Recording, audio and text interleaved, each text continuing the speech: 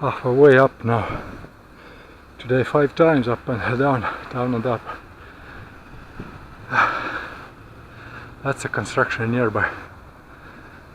I guess if I got them right, that's the maximum height. We are not gonna build any higher. Now it's just to finish. One more year, as I said. 2 years in total. Anyway, luckily here is a nice view. Take some break.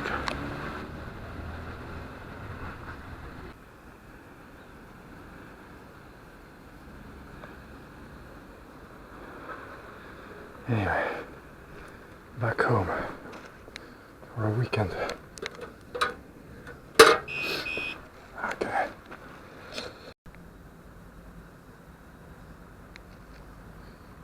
So this I left to be bent, but I already tried. It is not staying bent. It's maybe it does. I will look tomorrow how much the bend is going to stay after I remove it from here. So we'll see. Maybe I'll need to heat it somehow, some places with torch to get it nicely soft, and after cooling down to keep the shape. We'll see. Tomorrow is another day.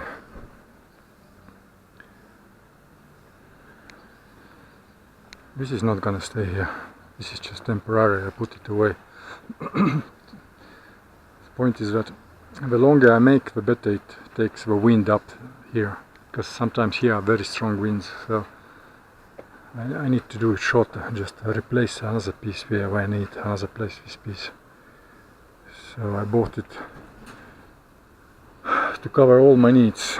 I can cut it, I can shape it as I want, and to cover all the holes. Some of them with transparent carbon fiber sheet, some of them with metal sheet. I will look which one works the best on these places here. Anyway.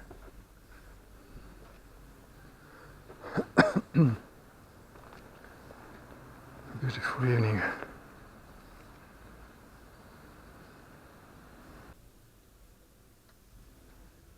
Today I spent some more money on these things.